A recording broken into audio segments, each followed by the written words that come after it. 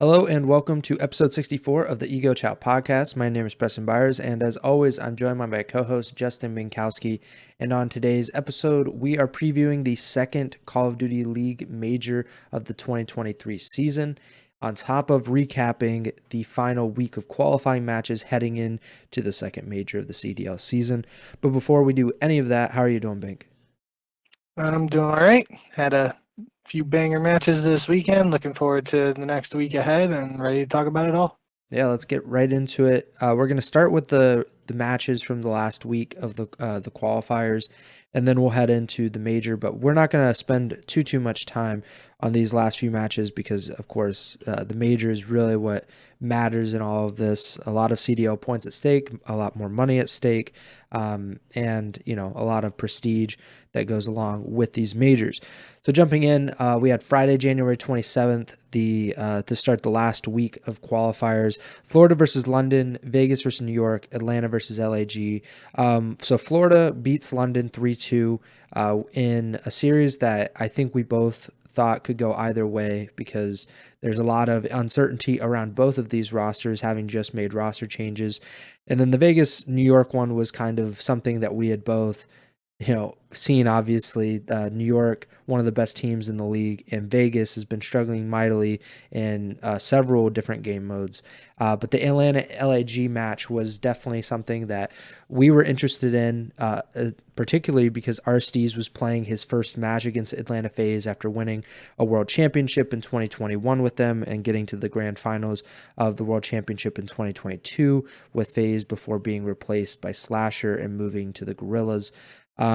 Let's start off with the LAG Atlanta match, and then we'll just briefly discuss the other two matches. What stood out to you in this match? Atlanta wins 3-2, a reverse sweep. And what do you think of Aristides in his first match in what we consider to be a revenge match of sorts against his old team? Yeah, I think this match definitely lived up to the hype. We talked about it on our previous show that we were both picking Atlanta for the sake of the pick 'em, but the implications of the revenge game and the potential for LAG to cause a major upset was there, especially taking into consideration 3/4 of this new LAG team was on the LAG Academy team that played FaZe very tightly at Major 1, which was also a 3-2 series. So this was definitely a winnable series for LAG. They took the first two maps of it, Embassy Hardpoint 250 to 233. I don't remember. It might have been I don't think it was like a late comeback, but I think it was probably like a 230 to 210 situation. Atlanta got in the hill and LAG then was able to capitalize or something. I could be misremembering, but it was a close one nonetheless. Then the second search wasn't necessarily close. It was 6-2, but then Atlanta pulls off the reverse sweep by winning 3-1 LSULO control, 250 to 102 in the Mercado hard point, so almost a 100-point club there. But then arguably the most impressive victory for them is the 6-5 win, Game 5, Round 11 on LSULO search. They were down 4-0, I believe, and then 5-2 to LAG. So again, very winnable for LAG, even though they lost the two maps before it. They definitely had the game in their grasp. Atlanta was just able to clutch up. That's what you expect out of a veteran team like that going up against a team with obviously Aristides and Assault, even though he's been in challengers recently, has plenty of experience. But you expect the veteran squad like Atlanta to clutch up like that in a winnable match. So I think this one lived up to the hype we were expecting, and it just shows one of the things we were talking about last week was this being a way to kind of grade LAG's performance. I'm pretty sure they were undefeated in hardpoint heading into this week of the qualifiers, and then we were talking about how playing against Atlanta and Toronto would be two much tougher tests for them to test that hard point. They were able to win one hard point, but obviously couldn't take both of them, and then they lose one of the searches to Atlanta. But nonetheless, this is a series. Although they weren't able to close it out, it's one that has me excited for LAG's potential on land. Yeah, I was very interested in this match because LAG had been very bad in control with this new roster, but like you mentioned, very good in hardpoint, and then FaZe has been very good in search and destroy all year. So it really came down to, in my mind, I thought it'll come down to who wins the hard points. Like if LAG is able to steal the first hard point. And obviously, if they stole the first search and destroy, even if they didn't get the hard point, I think that would have been a big killer to FaZe. But when you look at the series and you see that FaZe actually lost the first search, and they were able to still win, and it was pretty convincing, a very convincing win in Game 4 on Mercado, and then they clutch up the round 11 S&D win in Game 5. I think this is obviously a very good win for FaZe. This week really made me reevaluate where or how much stock I should put into these online matches, because the results were so crazy, and I don't understand how one day some teams can be, look like the best in the world, and then the next day they are absolute trash. I don't understand how that works, other than this game just being very very random at times. But I think if we're going to put any stock into this match, it's a good performance for LAG to win that search and destroy on Hotel, but also you would have liked for them to win the series as a whole if you're going to steal a game mode out of FaZe's best game mode. But yeah, overall, a good win for FaZe. Any other thoughts before we discuss the Vegas stuff? Vegas versus New York and Florida versus London. No, not necessarily. I think for Florida versus London, this was Dave Patty's first match with Florida. They were able to win in the style that they have all season by doing the Neslo, by winning their searches. Notably, the one play that stuck out to me was Major Maniac's 3-piece with a sniper. I believe it was a 1v3. It might not have been a full 1v3, but I'm pretty sure it was. Had a 1v3 or just a 3-piece with a sniper in one round. That was kind of the dagger in the Game 5 on Embassy to close things out for Florida there.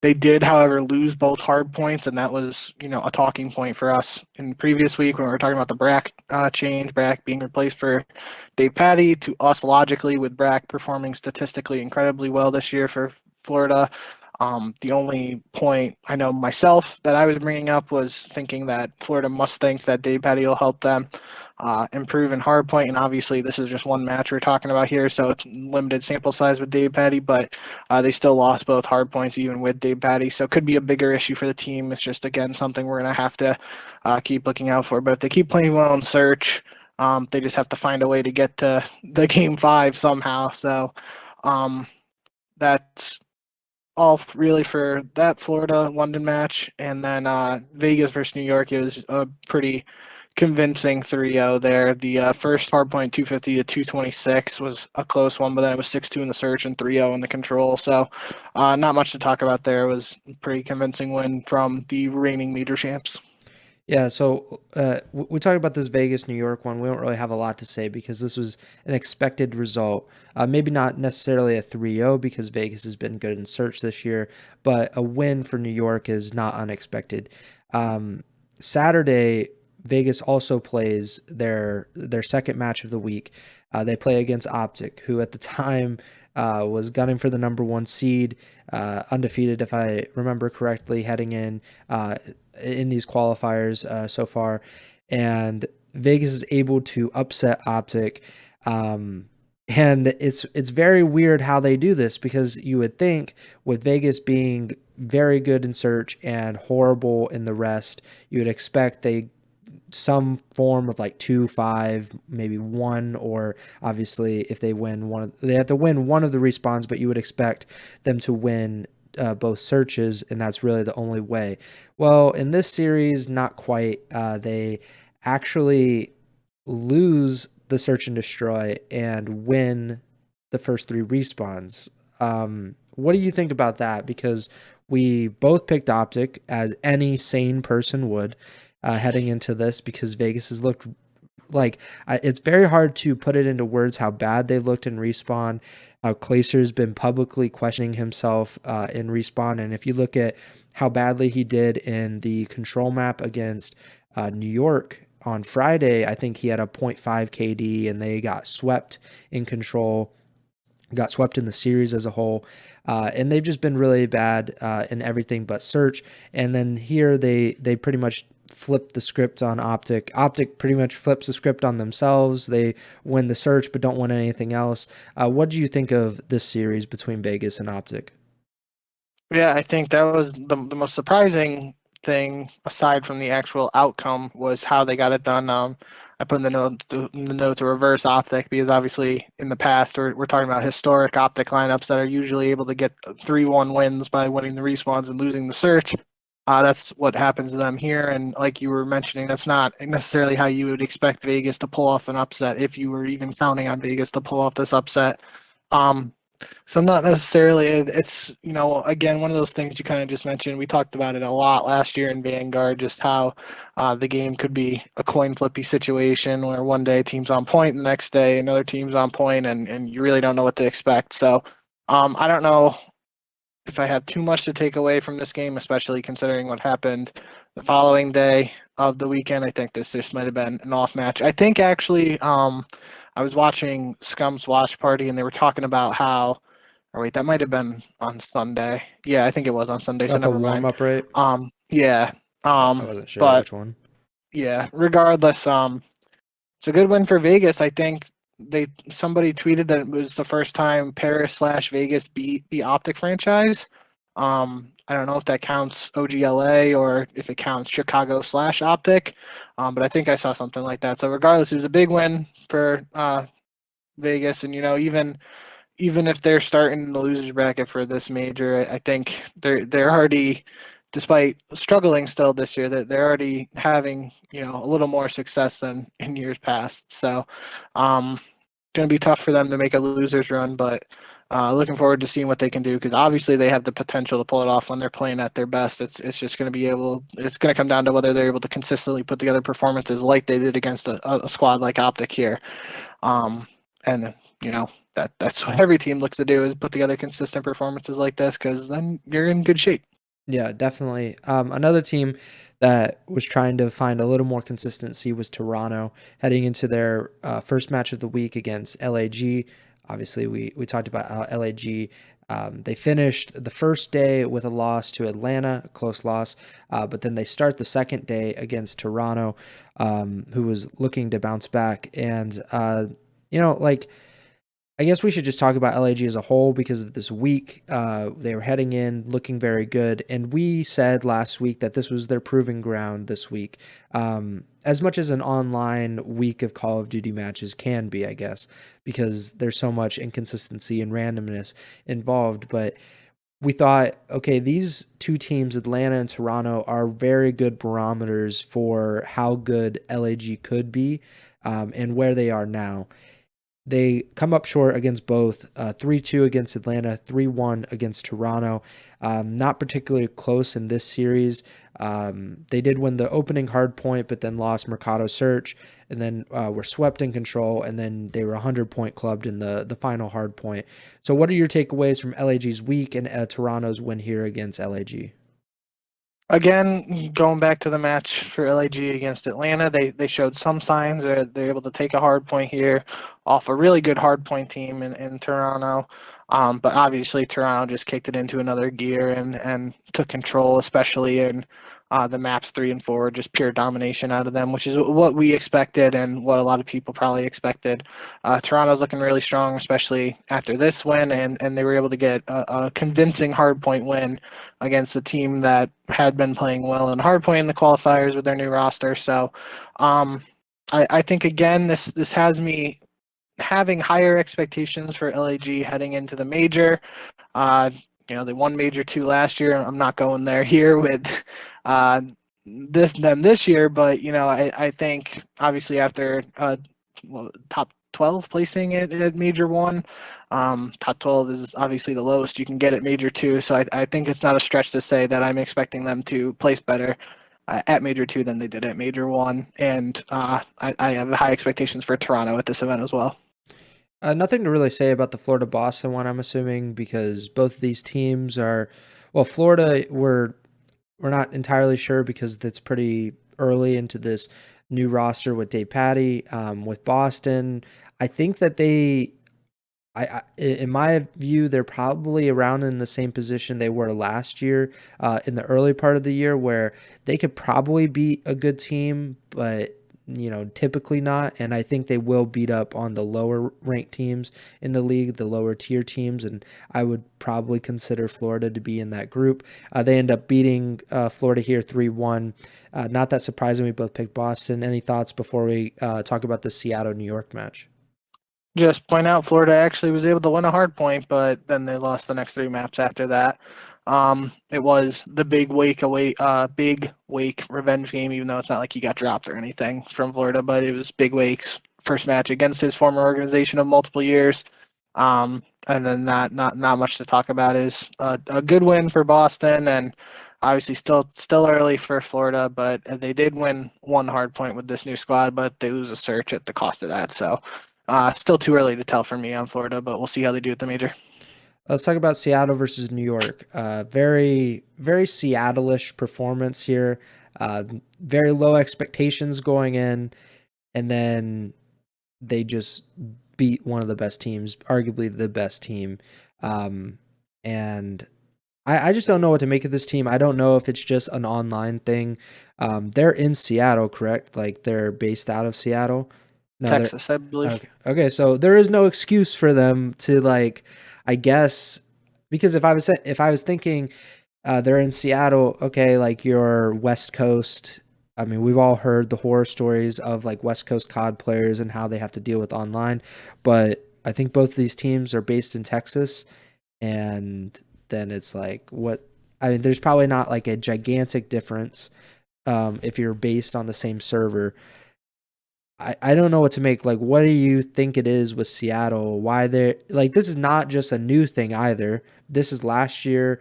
They would go very high, go very low, go very high, go very low, and they finish on a high.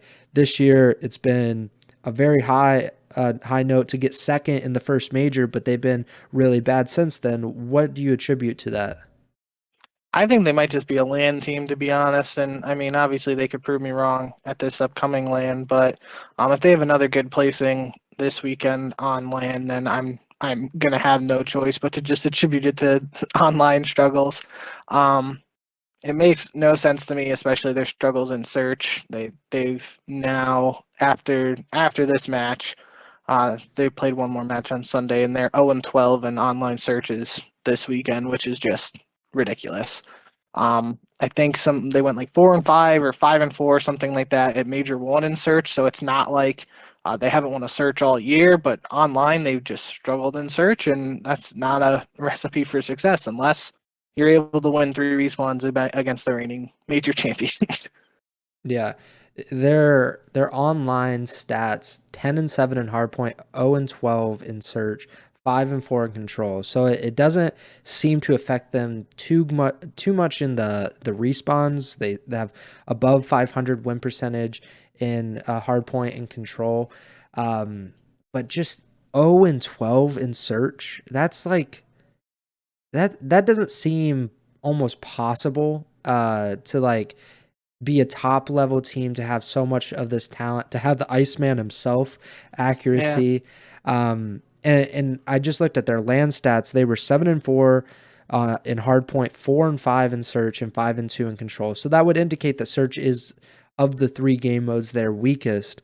But sure, that's again also a small sample size. But still, 4-5 versus 0-12 seems to be a gigantic difference.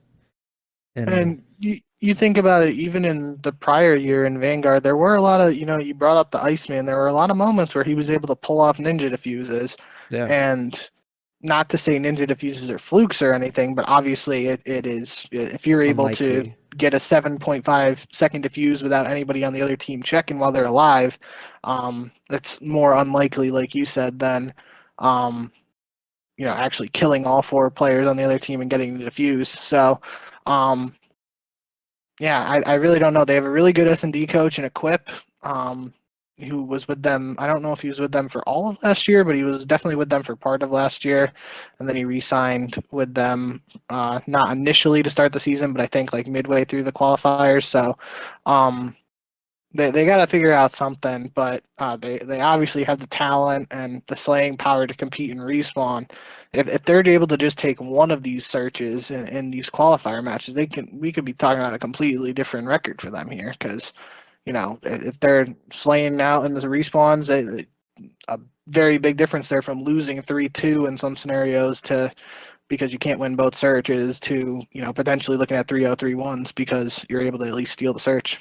Yeah, I assume that's exactly what we're talking about. This kind of almost coin flip right now with their search is the reason they lose to Minnesota. They lose like right after beating New York, arguably the best team in the league. I think they have to be considered the best just based on it's been the only LAN of the year, Yeah. and we can't put too much stock in any online Call of Duty. So like they beat the best team, and then they lose to Minnesota, who I think can be very good, but at LAN they didn't really show their potential, to be honest, and online they've been hit and miss.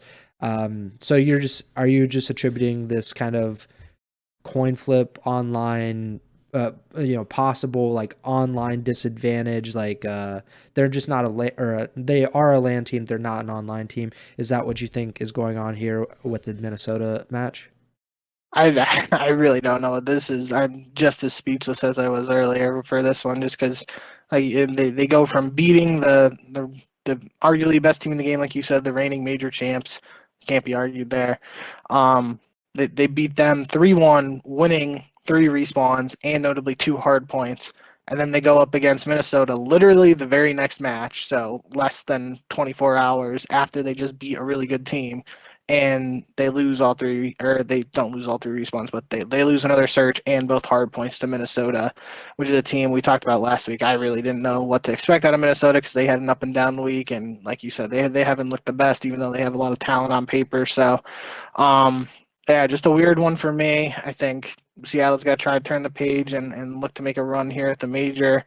But if Minnesota is able to take this win and use it to get some momentum heading into the major, that could be good for their roster too. Otherwise, I think if Minnesota has another tough performance at the major, they might be looking to make a change. I don't know what the change would be or anything like that, but I wouldn't be surprised. Minnesota's been one of those teams throughout its existence in the CDL that's been a little more proactive than some of these other teams, in my opinion, and they're willing to make changes. Notably, in Cold War, they went out and got Standy, and then they're able to pull off the Minnesota Miracle 2 majors later. So, yeah, I really I don't know what to say. This is one that just was mind blowing to me, especially coming off of Seattle's win over New York. But good win for Minnesota. They're able to take care of business, and pretty sure they locked up a winners bracket spot because of that win. So better than starting in losers. Before we discuss the most anticipated match of the week, let's check in with the LA Thieves because we didn't really get to talk about them too much so far in this episode. And we'll talk obviously more about each individual team, well, most individual teams, probably not too much more on London in the major preview, but LAT versus Boston, second to last match of the week. Very, very interesting match. It was really a tale of two halves, essentially. You have the first 2 maps. Boston looks incredible. They win by more than 100 points in hardpoint, 6-1 in search. And then a very close 3 final maps. 3-2 control, a 30-point win for LAT on hardpoint, and then a round 11 search win going toward LAT for a reverse sweep. I think this as much as an online match could, obviously, this makes me still believe that Boston is a very good like gatekeeper. Essentially, they are like to be in like the top 5, top 6. You have to beat them like consistently, and anybody else below them, they probably can beat most times. And LAT is right around the top 5, top 6 at the moment because they have been really inconsistent so far this season. What did you make of this series? Because this is essentially LAT's 2022 season in a nutshell. Start off looking pretty bad and then but finish strong and get the win. Yeah, it was almost a must win for them because I believe this win is what clinched them a spot in the winners bracket as well. So, again, better than starting in losers bracket. So, we were both thinking about. Well, actually, you picked LA Thieves. I was thinking Boston because we were just coming off the Kenny situation where he was sick. We didn't even know if he was going to play this week. But obviously that wasn't a major factor here because LA Thieves were able to stay composed and pull off a reverse sweep. Kenny did have the lowest KD in the series, went 73 and 94 for a .78, so maybe he's not feeling the best still. Who really knows? But regardless, it was a big win for LA Thieves. Nero did play well, I believe. Where are the notes? Yeah, I think he went 16 and 8 in the game 5, which is tough for losing a game 5 when team's up 2-0. So that was a strong performance out of Nero in the game 5 in particular. But yeah, I think Boston obviously would have preferred to have this win heading into their major just to have the momentum, but they can take some things away from this. And I expect Boston to potentially perform better than they did at the last major, considering the circumstances there where Awakening was ill and they had to bring in Beans and all that. So they have a tough first round matchup, but I think Boston is in a better spot. And then kind of, we didn't really know what to think about Boston heading into this set of qualifiers a couple weeks ago, just because the last time we saw them was at that major where they had the Awakening situation where he wasn't able to play and was too ill and all that. So I think this proved that Boston has the potential, kind of like you said, middle of the pack team, and you want to, get into that next echelon, you got to go through them, sort of thing. So, it was an important win for LA Thieves, though, and despite them getting the win, both of these teams have pretty tough opening round matchups that we'll talk about in a little bit. And coincidentally, their opening round matchups are against the two teams that we'll talk about in this next match. Yeah, so Atlanta FaZe, OpTic finish out the week, finish out this set of qualifying matches, and a pretty important match to end the week on. Both teams were coming in; they were 3-1 for the qualifying matches, meaning they would the winner would tie the Toronto Ultra for the top record.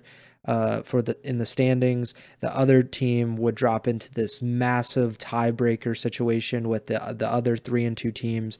I believe it was essentially. I don't think FaZe had a shot at the number 1 seed because of their map record, if I'm not mistaken, because they didn't play Toronto in this set of qualifying matches. So I believe they were playing for the 2 seed, if I'm not mistaken, and OpTic had the opportunity to get the top seed because they had beaten Toronto in the head-to-head earlier in this qualifying series. That being said, it came down to a Game 5, Round 10 on Albagra. OpTic end up winning this series, a very tough win for them, to be honest.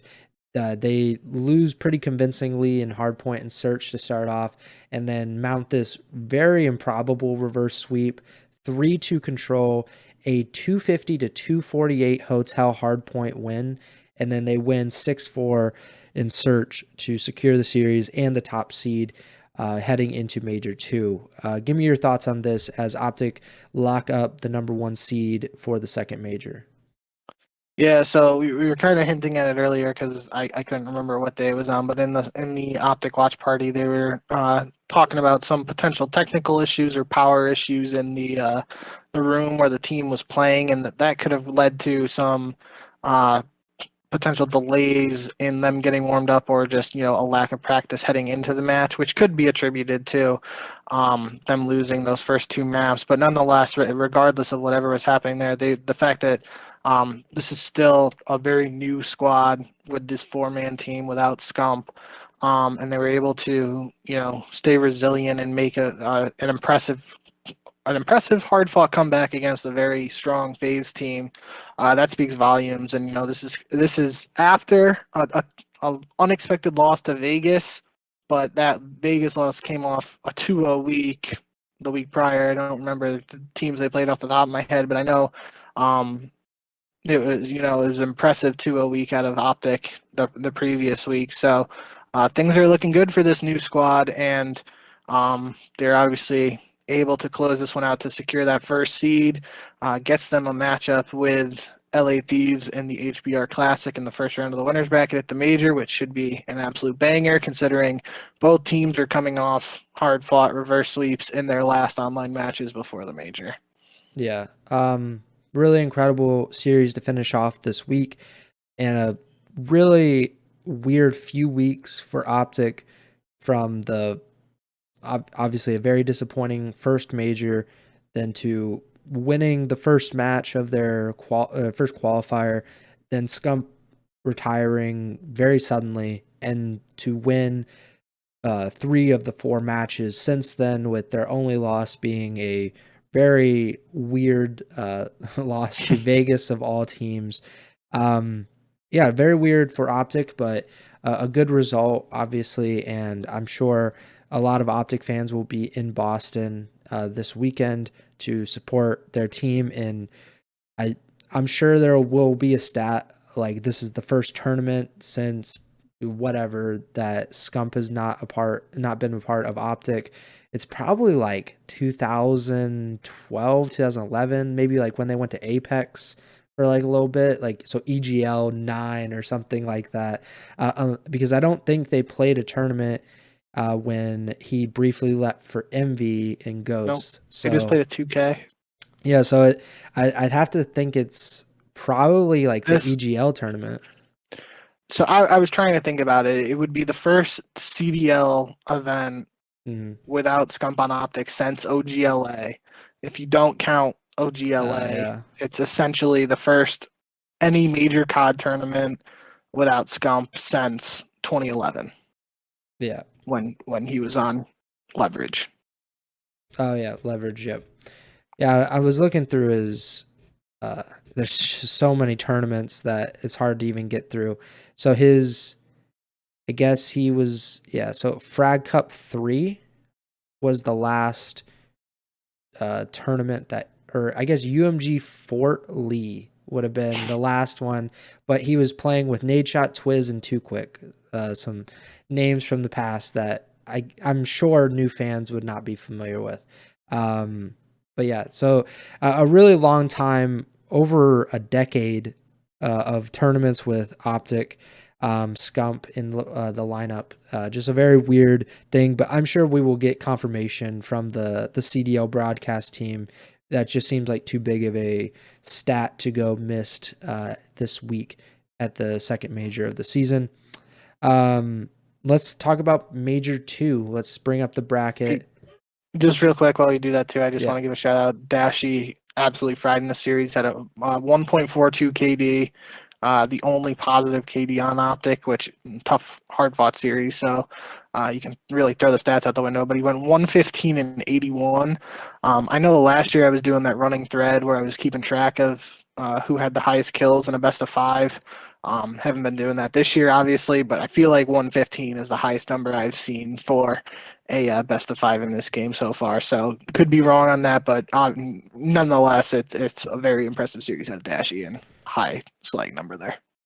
Yep. So let's talk about the second major. Obviously, in Boston, you will be in attendance for most of this weekend, and a very or all of this weekend really, but just I'm very excited for this one because I want to see what OpTic looks like on LAN.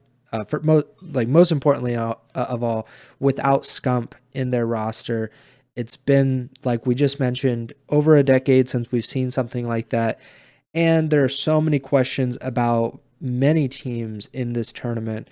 You have to think about Seattle. They're going to start in the losers bracket because their online results have been so abysmal.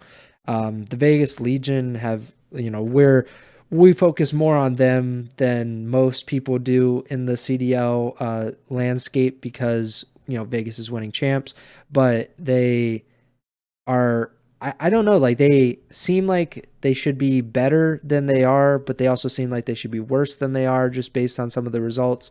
And then who knows what the top of the CDL looks like at the moment, because OpTic can be one of the top teams if the online results are to be believed, but you still have to consider New York, FaZe, LAT maybe, depending on what kind of LAT shows up. Minnesota and Toronto, I don't think can be counted out either. Where do you want to start with the major? What do you want to specifically talk about as we head toward it? Because we can't really make a ton of predictions other than the first round matchups.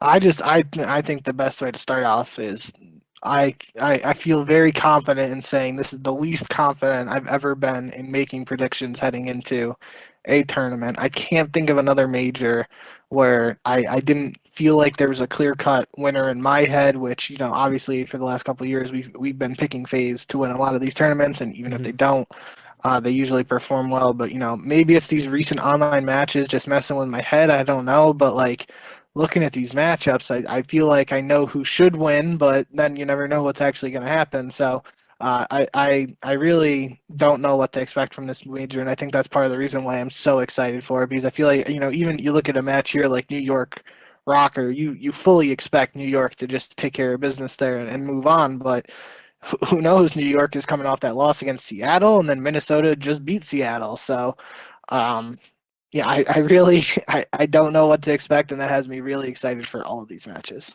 Yeah, we literally start the tournament, or start the first round at least, with OpTic LAT in the first round, where I think people were saying should OpTic have lost their final match of the week, because I think they were going to be matched up with Boston. Oh yeah, so it's going to be Boston, and then so either Boston or LAT. I mean, LAT and Boston had a very, very close series right before OpTic went against FaZe. I think there's always going to be discussion among fans. Should a team throw this? Should a team try to get a more enticing seed, even if it is a worse seed overall? What are your thoughts on that debate between OpTic going against LAT and them going against Boston? I don't know if I've ever actually talked about it on the podcast. I feel like we have, but I just hate that mindset. Like, not that I've competed at the level that these guys have, but even in sports and real life and something like that, if you're playing something competitive, you're always trying to win. And I can't imagine myself ever like going into a baseball game actively trying to lose. And I don't think that's something that a lot of COD players would do. That no matter what the outcome results in, I feel like a storied matchup, especially like OpTic versus FaZe, which has a ton of viewers, no matter where it's being streamed, and it's just a historic matchup in COD history. A new OpTic squad trying to prove that they're able to, that they're still able to be one of the top dogs even without the legend of Scump. So I don't think that's a good mindset to have, and I don't think it's a mindset that OpTic did have heading into this. I could be wrong, but obviously they're able to pull off the reverse sweep, and if they were going into it trying to lose, it probably would have been a 3-0 for FaZe.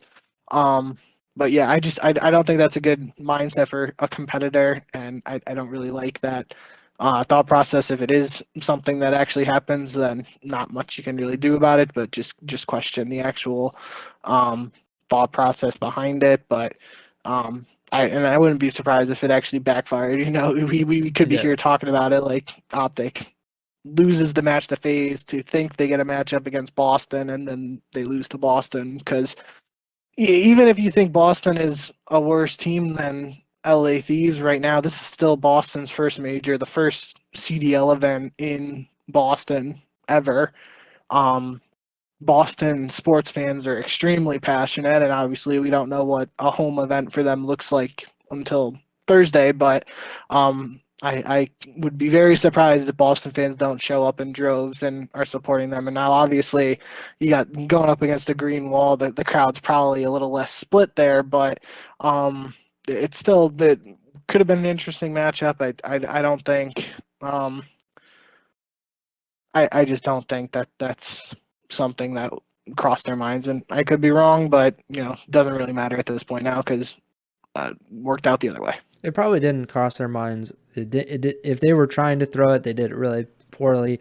And I think it's more of a fan theory, or like, oh, this is what they should do. It's kind of like armchair quarterbacking. Like, oh, that's what they should do. That's what, it would be the best option for them. But I, sometimes, like, there are few circumstances where I think that is probably correct, where you probably would want, and maybe it's not just Call of Duty, maybe it's another sport where you feel like you could get a more favorable matchup. It happens like in the NBA playoffs, teams that are at the end of the season, they're trying to like not really wear themselves out at the very end of a regular season heading into the playoffs, and they're okay with kind of throwing away games to get a better matchup. I think the 76ers did it last year, and I mean, obviously went to crap for them because Toronto played him really well, and then Embiid broke his face, and they got bounced in the playoffs, I think, in the second round.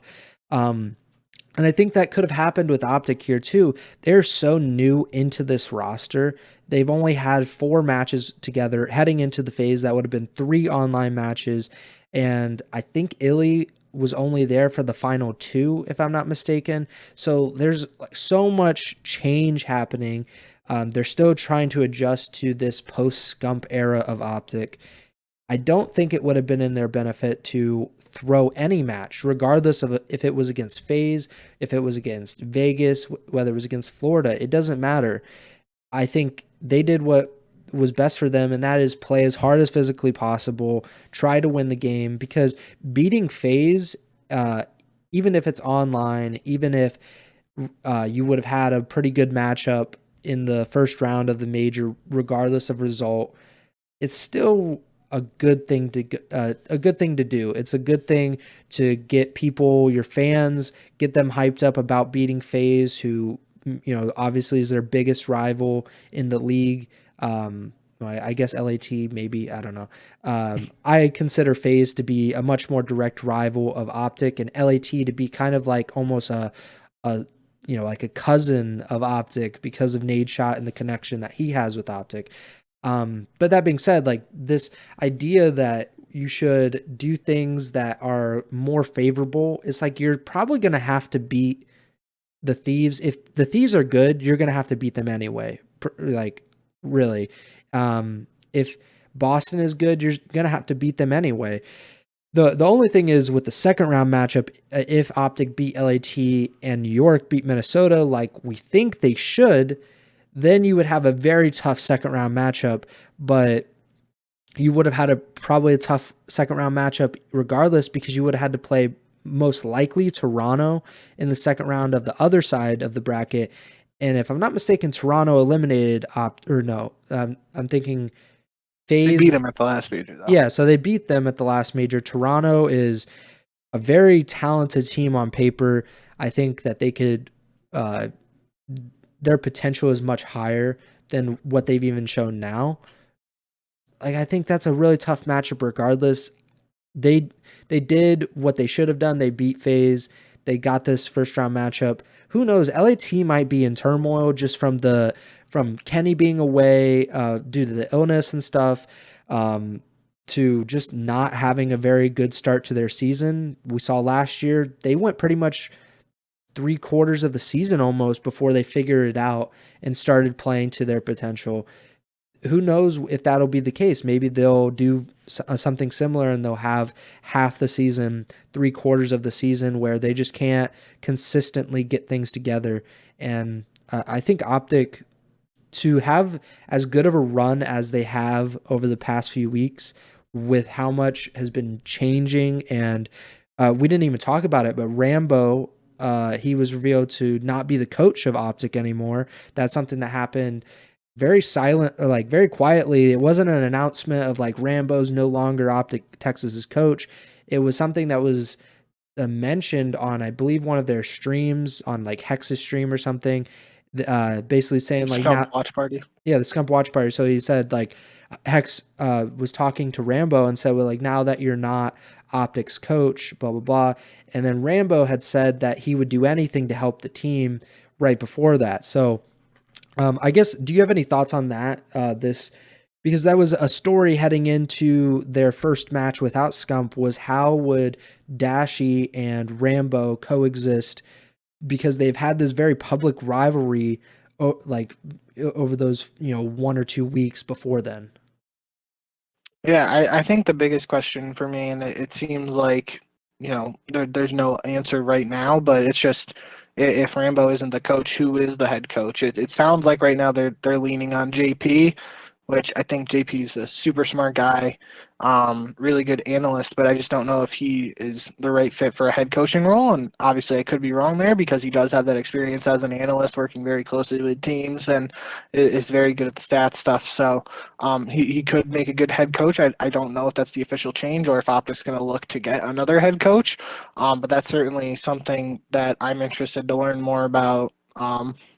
If not at this major, heading into the next set of qualifiers after that, because I feel like um, even last year when they had Rambo and Sender, like they still had two coaches.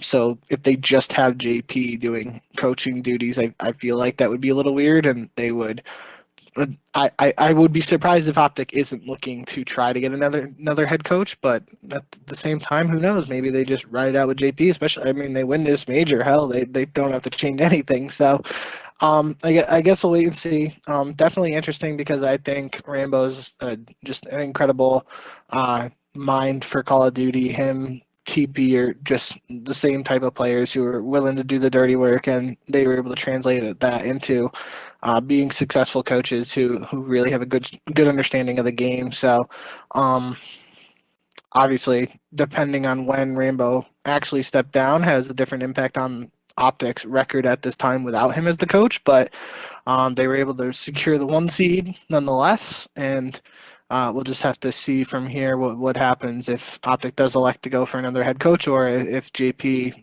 enters that role moving forward. There's also no definitive proof that you need, one head coach, or that you need someone like Rambo to be your head coach, because Call of Duty was played for so long without really any coaches. There was Mr. X, who was a glorified hype man for the most part. I'm sure he helped outside of that, but like the tactics were not something that was publicized, like what he was helping them with. Obviously, I think of Hilton, to be honest, just like the colorful suits, just yelling at people. There not a lot of like, it's really a new thing in Call of Duty for coaches to be at the center of an organization. And Rambo doubles not as just the coach, but he is in name the general manager of OpTic Texas. He has a very long-standing relationship with, I'm sure, Hex, but very obviously a long-standing relationship with Hastro because of their time in Envy, as Hastro, the co-founder of Envy. Even the Empire too. Yeah, and the Empire. There's just like not a. I think it's okay to experiment, especially with this roster, with how much like change has been happening, and if there is conflict between Dashy and Rambo, at this point it is a lot easier to, if not just replace Rambo, just kind of remove him from the situation and allow this team to do what it does in the meantime. If they flame out of the major and Dashy or this team just doesn't look like it's going to be able to exist like in a long-term season, so to speak, then maybe you could probably like reintegrate Rambo, start to look for a replacement for Dashy, because I feel like Dashy is, if things don't go well at this major or there's just continued drama, I do think he would probably be on borrowed time for the team, because he's been removed twice now. I can't reiterate that enough, that he has been dropped or something for 1 day in the off season. That's weird by itself. And then he was benched for whatever, like a week, and then or 2 weeks or something like that.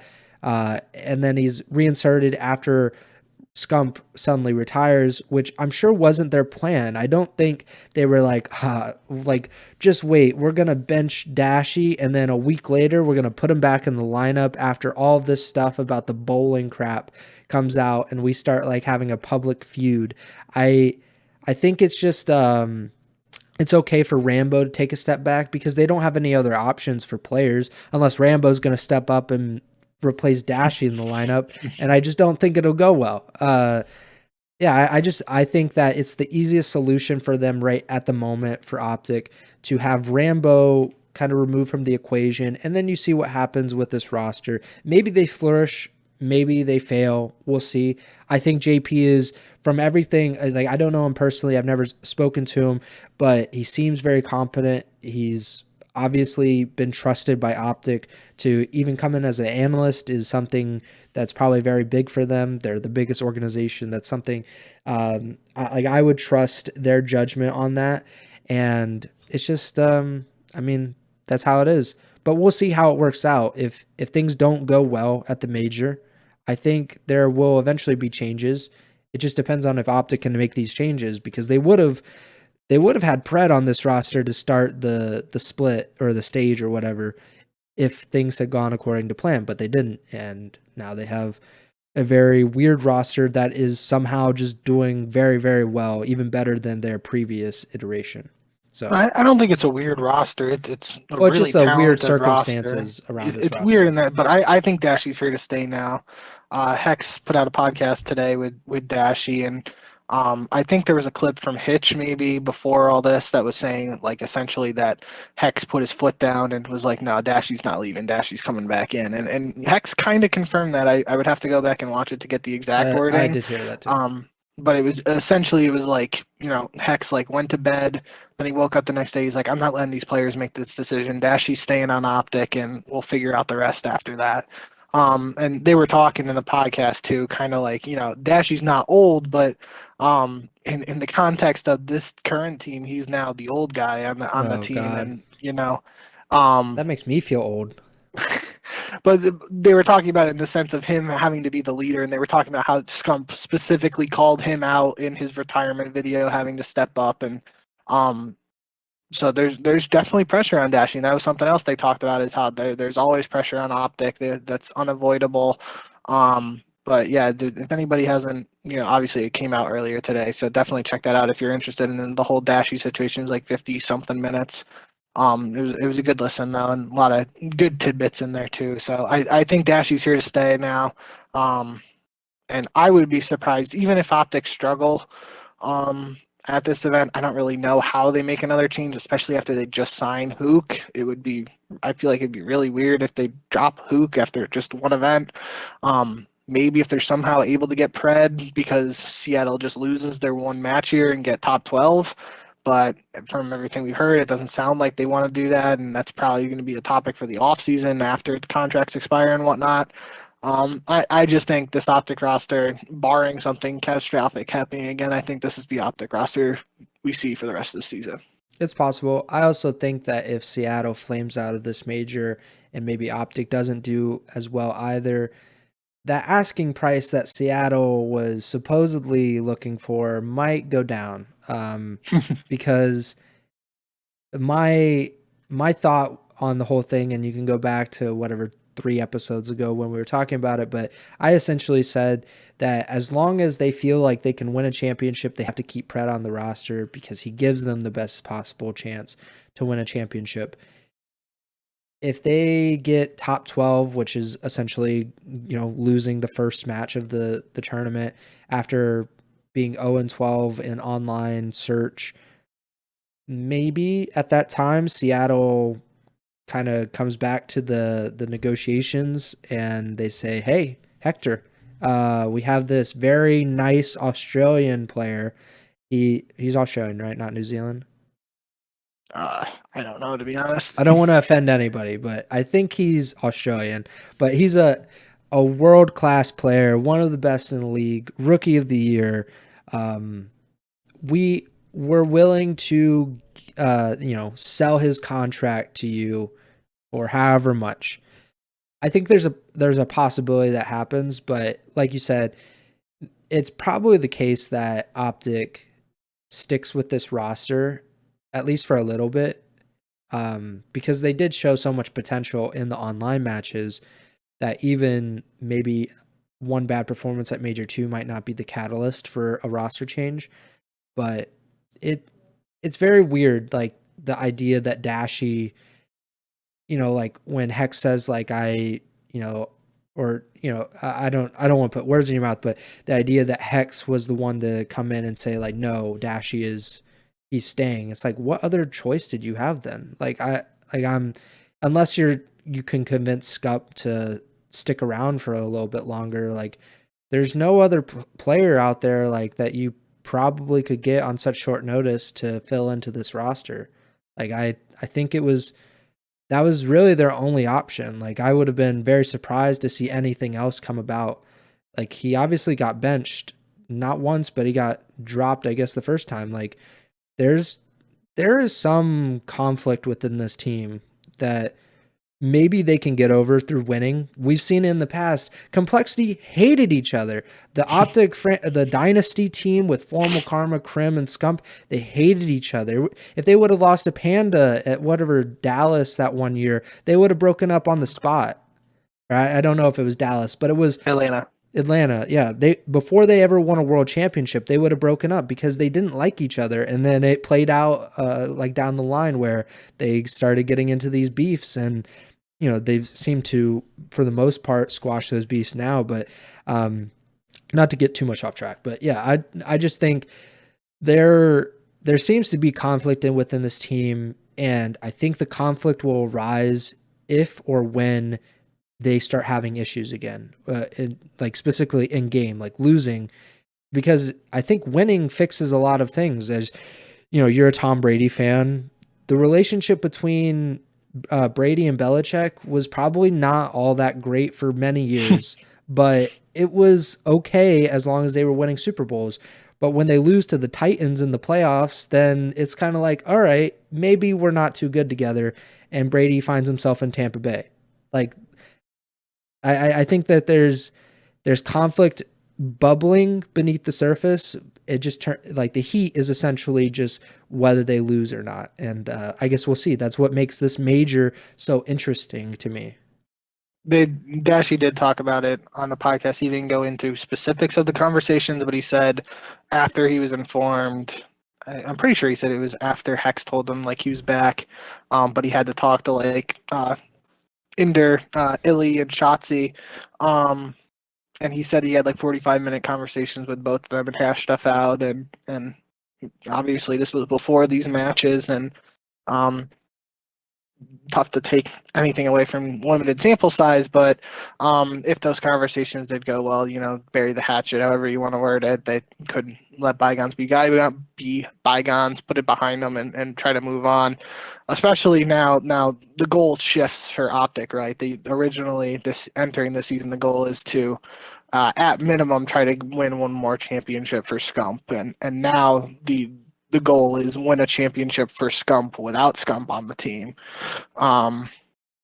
because that's just a really cool storyline if this team is able to pull it off with the mid-season retirement of arguably one of the greatest players of all time. Yeah, it's I mean, Shaq said it very well in 2010 when he joined the Cavs. He was there to win a ring for the king. He was absolute butt cheeks when he was with the Cavs, though, because he was very old and very injured.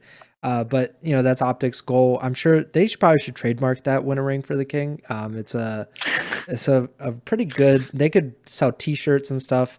Maybe I should trademark that. Why don't we do it? But yeah, I mean, we'll send you out into Boston this week. We'll have you go to some T-shirt shop in Boston, print out like 1,000 T-shirts, win a ring for the king, and we'll make so much money. Yeah, so that's probably enough OpTic talk. We've been talking about OpTic a lot, and I guess deservedly so. Just all of the stuff that's been happening over the past few weeks. I want to get your thoughts on who you think is going to win this major, because you talked about how unpredictable it is, how unconfident you feel in pretty much every single one of these teams and their potential for Major 2. But if I put you on the spot and I said, Bink, you have to pick one team to win the Major 2 while you are in their presence, so maybe you're a good or bad luck charm for one of these teams, who do you think walks away with the Major 2 championship? I mean, not to get too off topic, but last event I went to was COD Champs 2018, and Eggs is coming back. He's going to win Major 2. Greenwald fans know that one didn't go too well for him. So no, but in all seriousness, I do still feel this is a very tough one to predict. Gun to my head, I got to pick one team. I got to go with FaZe. They're tried and true pick.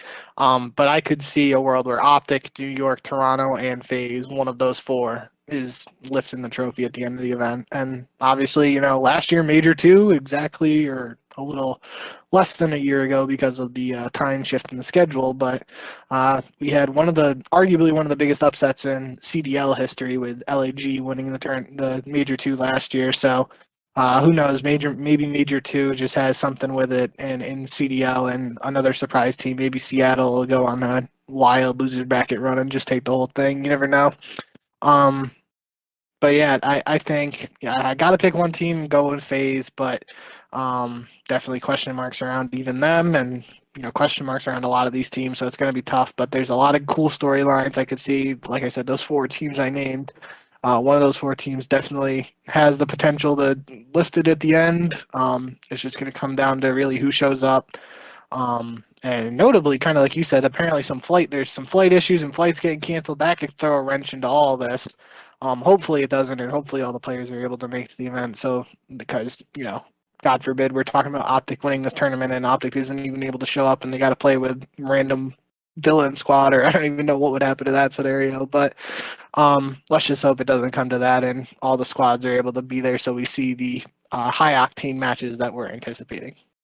Yeah. The flights, and I think we have quite a few people at DOT that work out of Austin, and I think it was last year, maybe 2 years ago, where they had that really severe, like deep freeze situation where people's power was out because the grid was overloaded, and just so many things happening. So hopefully everything is okay down there. People are able to have power and be safe and whatnot. And as for Call of Duty, hopefully everybody's able to get to Boston. Dallas is quite a bit of ways from Boston, Massachusetts.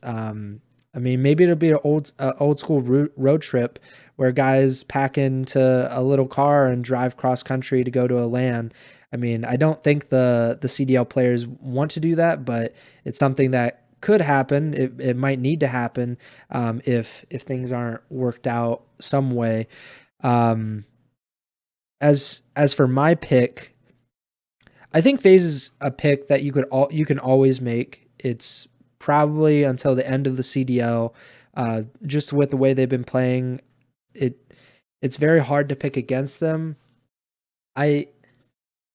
I'm split between two teams right now, and it's OpTic and Toronto.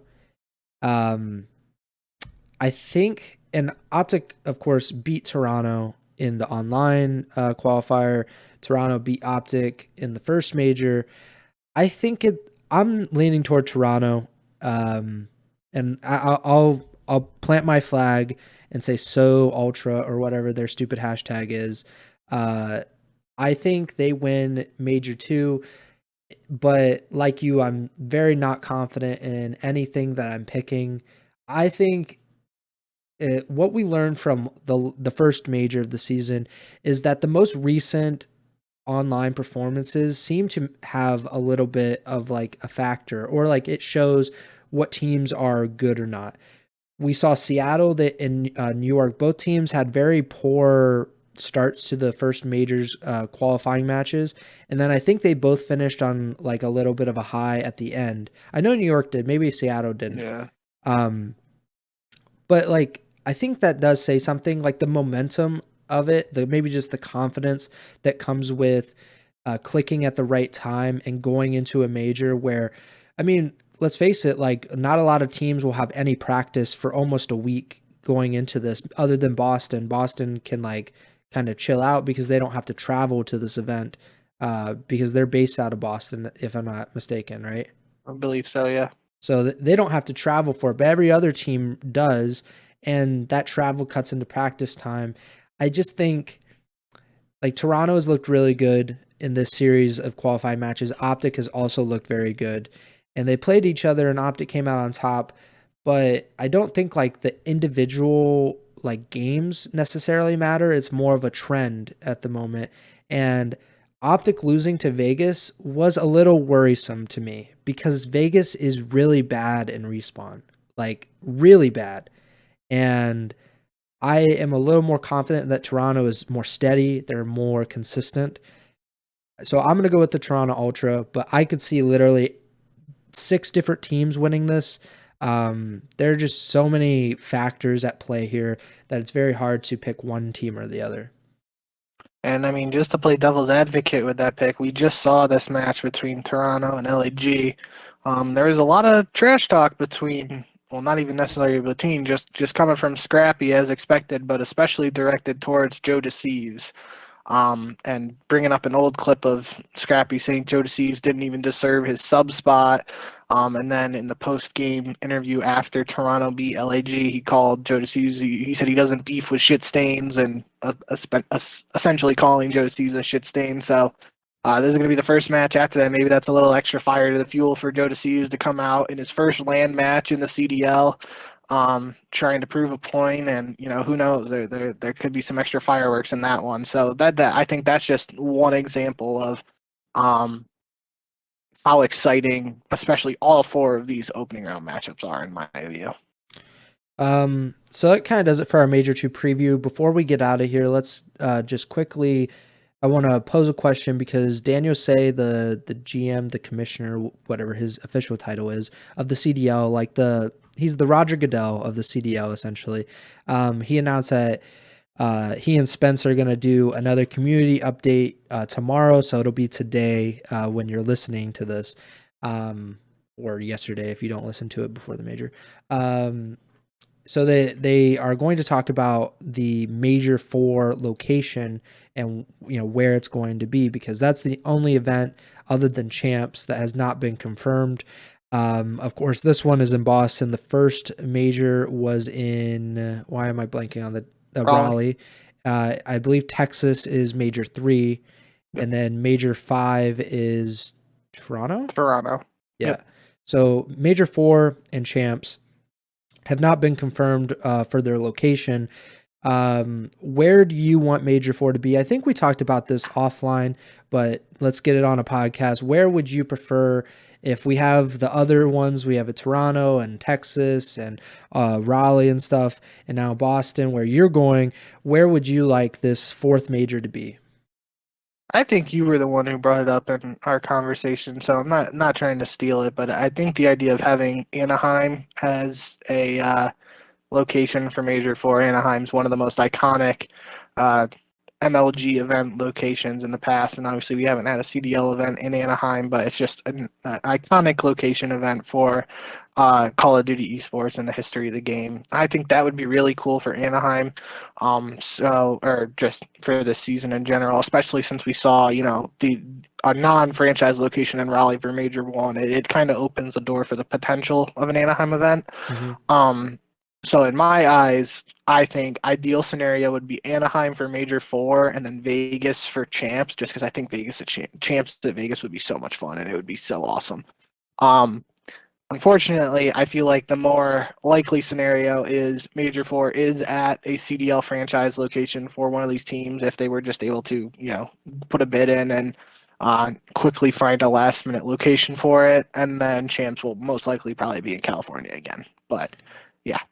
Please no. I'm so tired of Champs in LA. Like they need to stop. They're torturing us.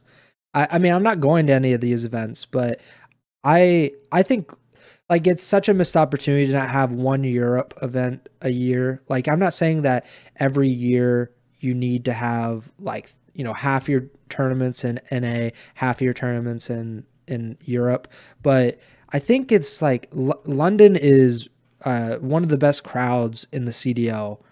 A lot of people love it. I think that the opportunity is there to have at least one major in London, or if you can't fit one major in London in like 5 majors, you should just keep adding majors until you can fit London in. Like it'd be nice if we could have like, whatever, 10 majors or 11 majors or something, just because we could go to each of these cities and then have champs or something. You're talking about the OG home series plan before Well, COVID they were derailed very it. ambitious. They were trying to go to every city twice a year and then go champs. Like, I mean, I don't know what they were thinking at the moment, um, but yeah, I'm being unrealistic.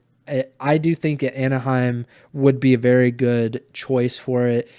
It was typically a summer event in like June or July. Anaheim is very close to Los Angeles, where two of the CDL teams are located. I mean, it's so close that the Angels do that stupid thing where the Los Angeles Angels of Anaheim, like it's close enough so you could just say that it's in Southern California and it's a home series essentially for LAG and LAT. And it would get rid of hopefully the possibility of champs in LA because that's very boring. I like when champs moved around. I mean, I would have never went to Champs 2018 if it wasn't in Columbus. I believe you went to Champs in Orlando in 20. No, you didn't. So, I believe that was what 2016 was in Orlando. No, 2016 was in LA. That was the And first then event I ever went to. 2017 Orlando. 2018. 2017, no. Which What one was was in? 20? One of them I think was in Black Ops 4 Orlando. was in Orlando. I think it was after Columbus. Okay. Yeah. It So might have been no, because OpTic didn't win in Orlando. I'm gonna have to look it up. Yeah, But yeah, I'm Champs pretty has sure. moved around a few times, but it's mostly been in Southern California and sometimes in other locations. And Just look it's it up there on Scrump's page. championship. They'll have 2017. It's 2017 or 28 or 2019. I know that for a fact because I was at 16 and 18, and I definitely wasn't in Orlando. 2017 was in Orlando. Okay, so where 2016 was would it? have been in 16 was in LA. yeah, in LA, yeah. So So look up where 19 was because now I don't know where 19 was. 19 would have been LA. So they've moved around venues in LA, or I guess technically the Yeah, forum was in Inglewood or whatever. Who cares? yeah. But yeah, it sucks. It's horrible. It's essentially no like champ should not be like a home series for anybody. Like it shouldn't be a hometown game for LAT or LAG. So like let's eliminate that. Let's eliminate any of these other teams' locations. So that opens up like Orlando because I don't consider Florida to be like I don't think they own all of Orlando, and I don't think that Texas should own OpTic should own all of Texas. Like if they wanted to do something like in Houston, I think that's okay because we think of it as Dallas because that's where they play, that's where they're located, and that's where the Empire were. But if they did it in like Chicago, that would be sweet. I mean, there haven't been very many events in Chicago other than the infamous UMG Chicago where Eggs pushed Eggs pushed Nate Shot. Maybe I would be cool with even another Columbus event. I would prefer. yeah, that'd be I nice. could see them wanting to do Major 4 at Columbus just on this last minute situation. Maybe no franchise were able to come up with a last minute venue and they just default to Columbus because they have like the production studio and everything there, so it might be easy for them. It would be cool if Champs was in Columbus again. I would come back to Columbus for Champs. That was fun last time. Yeah, it was a lot of fun. I think I'd probably go. It seems like a missed opportunity You to better. not. Yeah, I think there are a lot of opportunities for this Major 4 venue. I would prefer it to be Anaheim or London. I don't really care about any other location, to be honest. Even though I do think Minnesota is very deserving. They put on good events before. I think most people liked how they've done the previous events. But they've also, it's been kind of recent. I'd be okay with Seattle, like the idea of just like going to these new locations. I don't I think a lot of these teams deserve it to have a major, and some of these teams are probably not very interested in hosting a major. I'm sure Vegas is not putting up a ton of money to host a major. But I just want something different. I don't want to go to Toronto and LA and Texas all the time. Like, let's just do something new. We already did something new with Raleigh, a very classic MLG location. Let's do another classic. Let's just put it on Full Sail's campus, and then OpTic will be shaking in their boots. They're not going to be able to handle it. But yeah, I think that does it for our preview. We've talked about quite a bit, went a little bit over, but these previews are usually a little bit longer than our typical episode. Anything you got before we get out of here? You want to just do our 4 picks for the first round now? Yeah. Let me. So I'm gonna go with. I'll just do my 4 picks real quick. Yeah. OpTic, New York, Toronto, and FaZe. Yeah, I'm doing the same thing, which means it's inevitably going to be wrong. But all 4. I that's what I'm talking about. Like those feel like it feels a little chalky to pick all 4 of those teams, but you know. Yeah, you give a lot of stick to Jim for being chalky with the NFL playoffs. You can't be doing it with the CDL majors. But that's like I can feel I can see a world where some of these teams beat these other teams that we just picked, but it just doesn't make sense to go against them in this current form that we've seen. So I don't know. It's inevitable that an upset's going to happen. So I feel like at least one of those picks is going to be wrong. But those are the 4 teams I mentioned a couple minutes ago that I think have the potential to win the tournament. So I can't really not pick them to win their first opening matchup. Yeah, I think I would be the most surprised if Boston beat FaZe. But that's also not like out of the realm of possibility because I think Boston's actually pretty good. I think I would be the most surprised if Minnesota beat New York. And again, we're sitting here talking about Minnesota beat Seattle. Seattle just beat New York. So that's what I'm saying. And anything can happen, I feel like, more so than in the past where we've said anything can happen. Yeah, definitely. Tune into Major 2. It'll be on Twitch on the Call of Duty channel, or you could. I'm assuming. Did Scump confirm that he's going to be in Boston, or if he's going to do a watch party from Texas or something?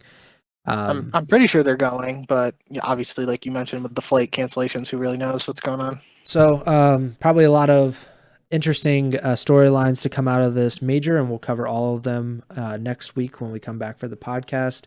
And yeah, so make sure to subscribe or like or follow the podcast feed wherever you're listening or watching on. We are on Spotify, Apple Podcast, Google Podcast, YouTube.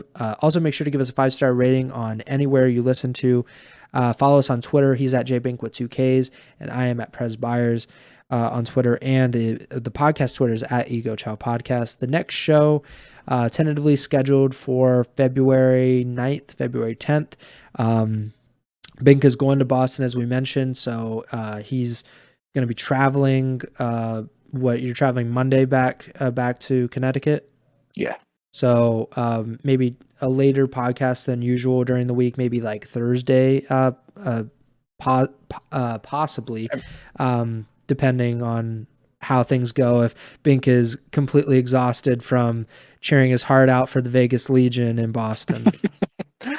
I mean, we should be able to do it Tuesday night, barring anything. But yeah, we'll obviously just keep you guys posted on when the next show is after the major. Yep, and if you just follow the podcast feed, it'll show up whenever we end up uploading it. This podcast should, go up in the. I usually do it like right after midnight, so I think that's the best way to do it. And before I turn it over to Bink, I do want to thank all of our fans for, supporters. Fan seems a little strong of a word, but our YouTube viewers have been killing it on our latest YouTube videos. The last 2 have been like our most watched, I think, YouTube videos ever, other than maybe like 1 during last season. And that's really cool. Very unexpected, to be honest, but I want to thank you guys. And our podcast listenership is, I think, higher at this point in the season than it was last year. And that's even after having several weeks off, which I really appreciate. And yeah, thank you guys for listening and watching. So Bink, take it away. Yep. What he said. Thank you guys, as always, for tuning in. Hopefully, like Preston said, with me being at the major, I'm planning on trying to get as much interviews and written content out as possible. So whatever I'm able to do, you can check it out on Twitter or esports.com. And even if I'm not able to get a ton of written content out. My hope is that I'm able to, be around the players and have interviews to get more of an inside look, and just have some more of that, just, I guess inside look is still the best way to describe it. Just have some more feedback to give you guys on what some of the stuff is going on, a little more behind the scenes, than we would have access to if I wasn't at the event or wasn't going. But I'm really excited. It's my first event, like we were just saying, since COD Champs 2018. So I'm looking forward to getting back into the action there. And as we've talked about throughout this whole show, we're expecting it to be a really exciting and interesting major. So hope you guys are tuned in and enjoy the matches, and I hope you guys will come back here whenever we do our next show to listen to whatever we have to say about what happens. So thank you guys as always, and remember to send the chow.